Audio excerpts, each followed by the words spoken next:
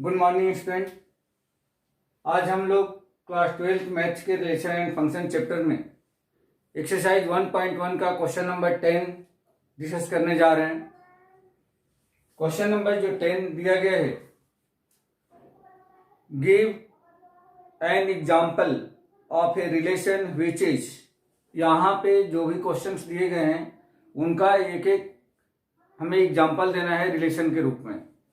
जैसे फर्स्ट है symmetric but neither reflexive not transitive. Symmetric but neither reflexive not transitive means यहाँ पे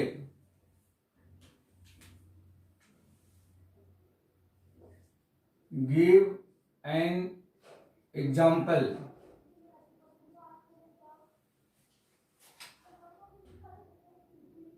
of a relation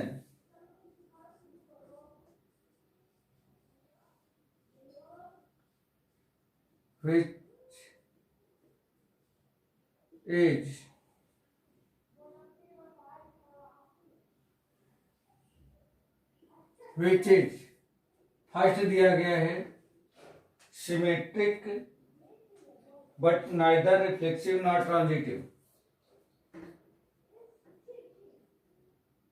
symmetric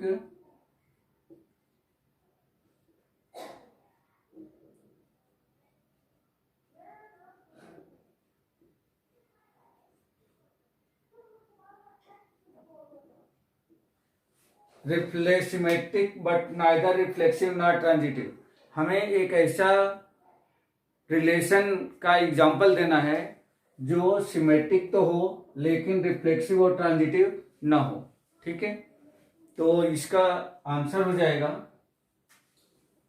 जिसमें हमें सिर्फ एग्जाम्पल ही लिखना है, तो इसको हम लोग लिख सकते हैं R इक्वल टू, आप कुछ भी बना सकते हो, R इक्वल टू, जैसे मान लीजिए कि हमने लिख दिया 1 2 2 1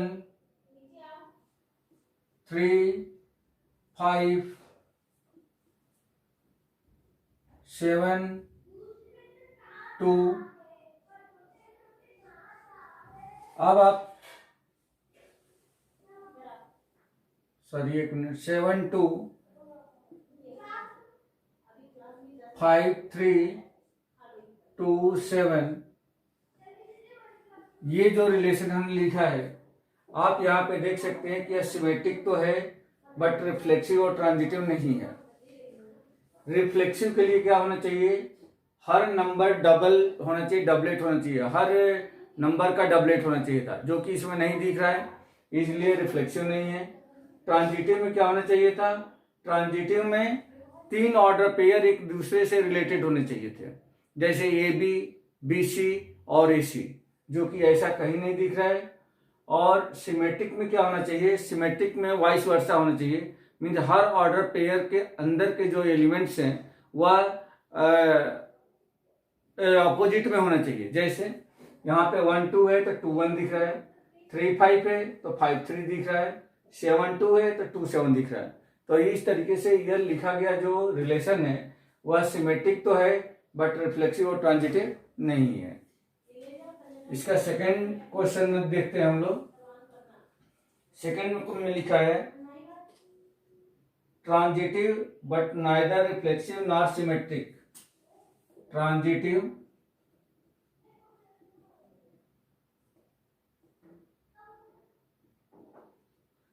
ट्रांजिटिव बट नाइदर रिफ्लेक्सिव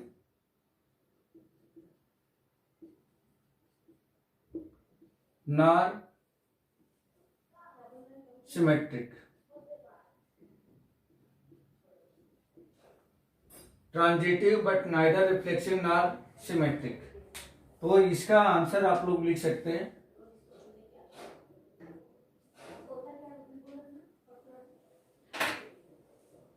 इसका जो आंसर होगा यह ट्रांजिटिव है। ट्रांजिटिव का मतलब कि 3 ऑर्डर पेयर तो बिल्कुल एक जैसे होने चाहिए। जैसे मान लीजिए कि मैंने एक रिलेशन R लिखा, R equal to a b ने बी सी ले लिया और फिर AC ले लिया। इसके बाद चाहो तो आप और भी आगे लिख सकते हो या बस इतना ही छोड़ दो। तो आप यहाँ पे देख रहे हो कि AB है, BC है, AC है। यह तीनों ही ऑर्डर पेयर एक दूसरे से रिलेटेड है, जो कि रिलेशन में है। तो ये जो है ट्रांजिटिव तो है बट ना रिफ्लेक्सिव नहीं है, सिमेट्रिक नहीं है। रिफ्लेक्सिव के लिए डबलेट का होना मस्ट था, जो कि नहीं दिख रहा है इसमें। सिमेट्रिक के लिए एक दूसरे के उल्टे होना जरूरी है, जैसे AB है तो BA चाहिए था, BC है तो CB चाहिए था, AC है तो CA चाहिए था, जो कि इसमें नहीं है। इसलिए यह रिलेशन ट्रांजिटिव तो है बट रिफ्लेक्सिव और सिमेट्रिक नहीं है। नेक्स्ट 4th क्वेश्चन इसमें दिया गया है, reflexive and symmetric but not transitive. Reflexive and symmetric but not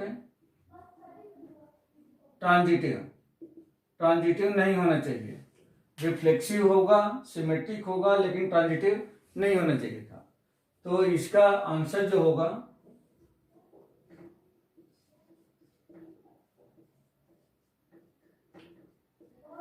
R equal to reflexive होना चाहिए, सिमेट्रिक भी होना चाहिए। तो यहां से क्या हो जाएगा, जैसे मान लीजिए कि हमने 1 1 ले लिया, फिर 2 2 ले लिया, उसके बाद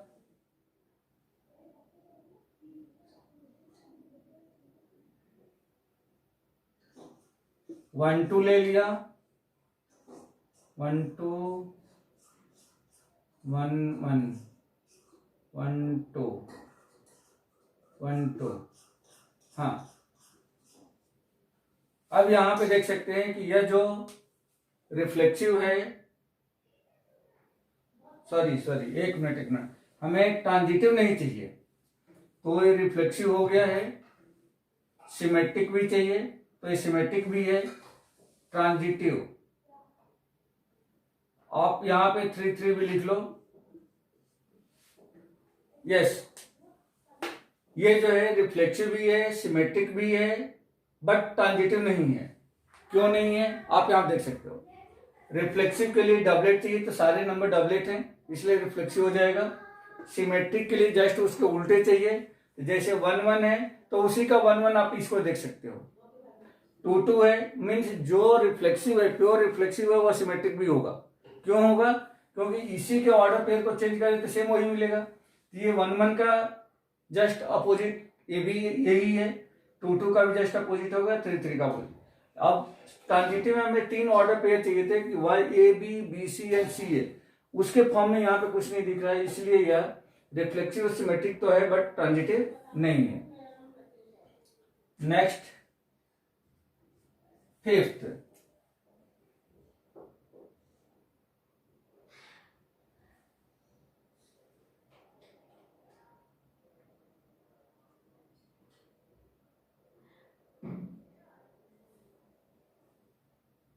सॉरी ये 3rd है, अब हम लोग 4th करने जा रहे हैं। 4th, reflexive and transitive but not symmetric. Reflexive and transitive, reflexive and transitive,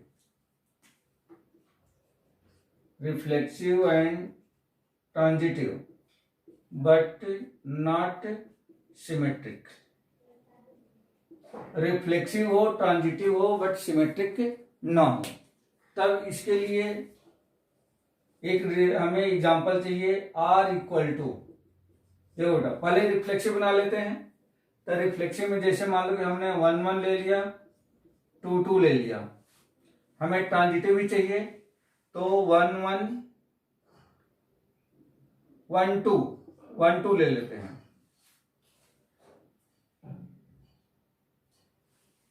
transitive 1 1 1 1 1 1 1 2, फिर उसके बाद 1 2।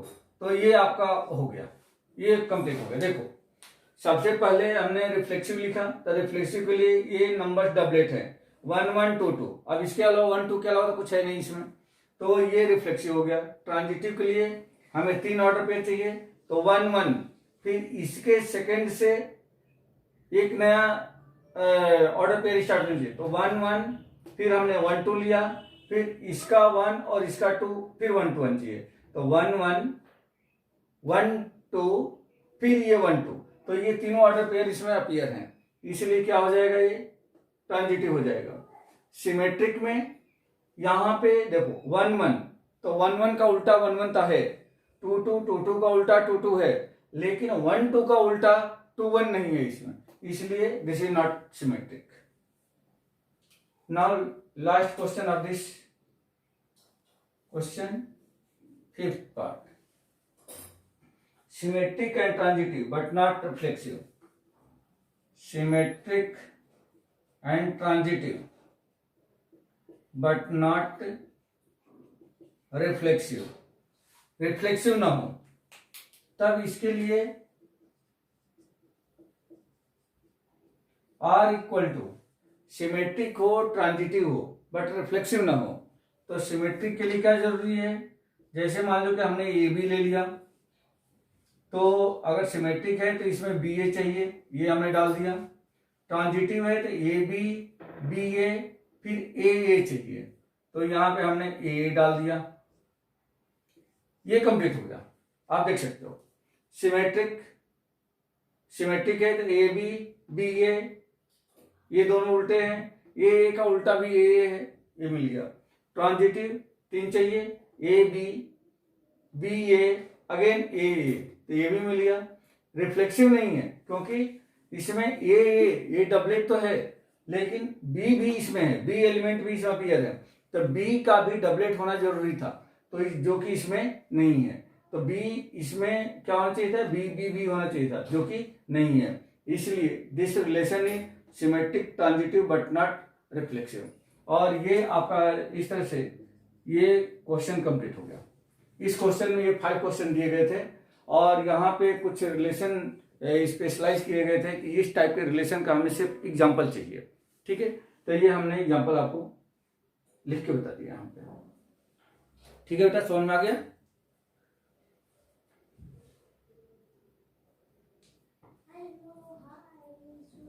अब हम लोग डिस्कस करेंगे नेक्स्ट क्वेश्चन के लिए,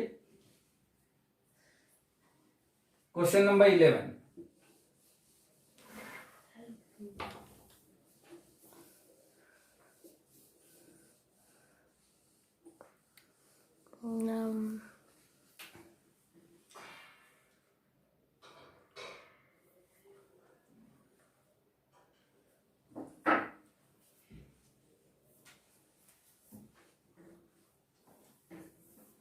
क्वेश्चन नंबर 11 लिखने में बड़ा क्वेश्चन है, इसलिए आप लोग अपने बुक में देख लेंगे इस क्वेश्चन को। So that the relation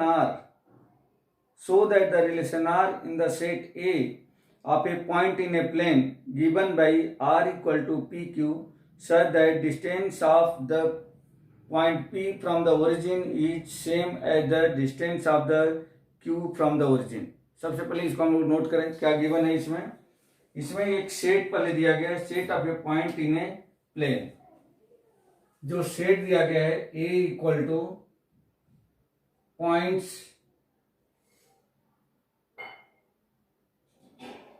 in a plane, set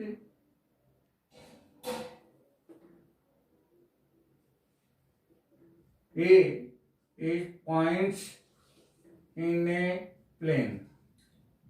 ये सारे उन पॉइंट्स का एक सेट है जो किसी दिए गए प्लेन में है, और रिलेशन को डिफाइन किया गया है P Q such that distance of P from origin, distance of A P from origin is same as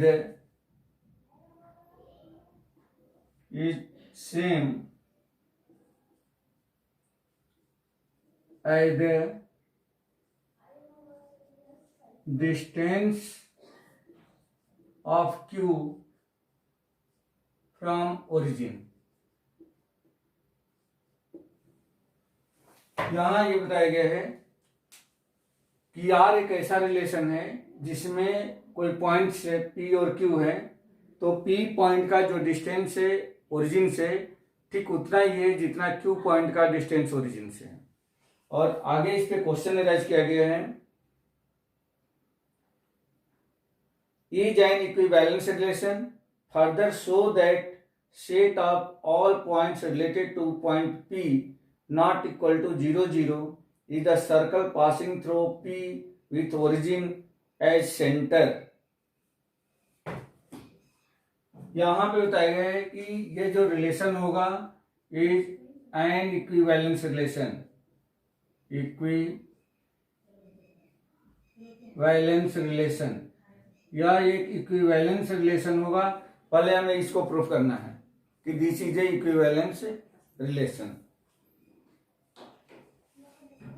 उसके बाद और भी इसमें क्वेश्चन है, बट सबसे पहले इतना हम लोग सॉल्व कर लें, फिर उसके बाद देखते हैं सॉल्यूशन। देखिए इसका यहां पे आर दिया गया है, since R equal to P Q such that distance of P from O means origin is equal to distance of Q from O means origin. तो यहां से हमने ये देख लिया कि ओरिजिन से पी की डिस्टेंस ओरिजिन से क्यू के डिस्टेंस के बराबर है। तब इसको यदि हम लोग अब सॉल्व करें फॉर रिफ्लेक्सिव के लिए, तो रिफ्लेक्सिव में क्या बनेगा, reflexive A belongs to R, क्यों हो जाएगा, distance of P from origin is equal to distance of P from origin.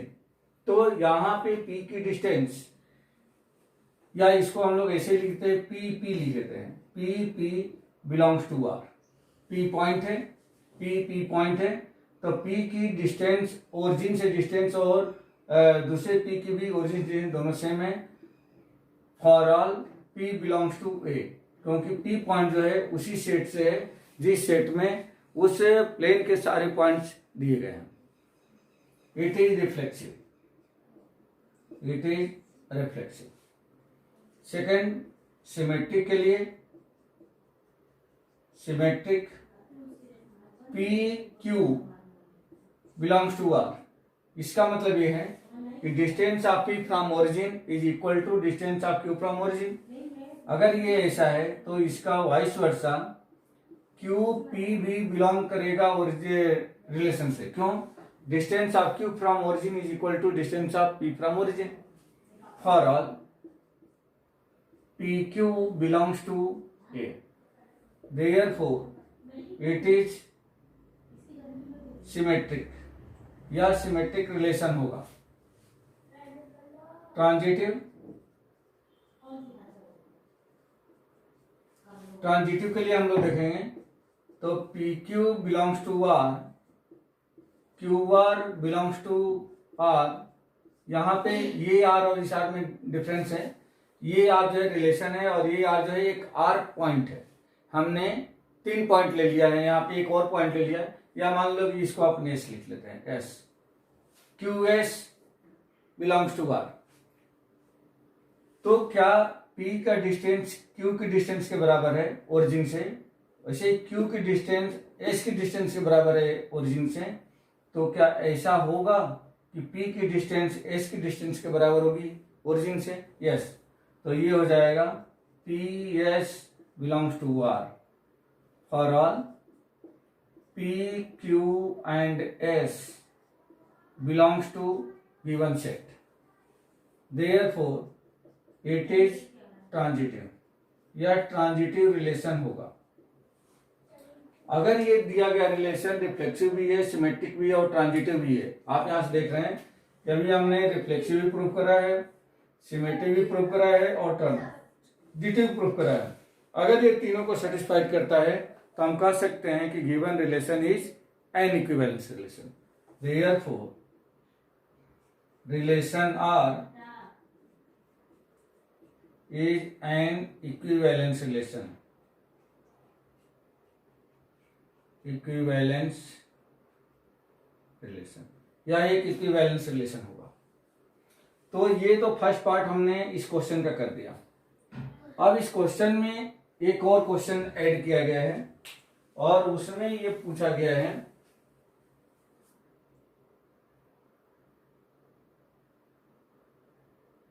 Further show the set of all points related to a point P not equal to 0 0। मतलब यह है कि जितने भी उस सेट में पॉइंट्स दिए गए हैं, अगर उस सेट के पॉइंट में सिर्फ ओरिजिन को छोड़ दिया जाए, मीन्स 0 0 को छोड़ दिया जाए, then that point form a circle. ये सारे पॉइंट्स जो है एक सर्कल को फॉर्म करेंगे through P with origin as centre, और उसमें और जो 0 0 जो है वह ओरिजिन हो जाएगा। तो आप यहां पे देख सकते हो if P not equal to 0 0, तब मान लेते हैं कि अगर ये ओरिजिन हो गया, ये पॉइंट अगर ओरिजिन है, तो P की डिस्टेंस यहां से हमने माना कि ये P की डिस्टेंस है, ठीक उतने ही डिस्टेंस पर यहाँ पे Q था, उतने ही डिस्टेंस पर यहाँ पे S था, उतने ही डिस्टेंस पर यहाँ पे मान लो कि T ले लिया हमने, और उतने ही डिस्टेंस पर यहाँ पे U ले लिया। तो अब आपको देखने से क्या लग रहा है कि अगर OP, OQ, OS, OT और OU अगर ये सभी डिस्टेंस ओरिजिन से इक्वल हैं, जैसा कि हमारा रिलेशन ये डिफाइन करता है, तो अगर इसको इस तरह से मिलाया जाए, अगर इन सारे पॉइंट्स को ऐसा मिलाया जाए, तो ये सारे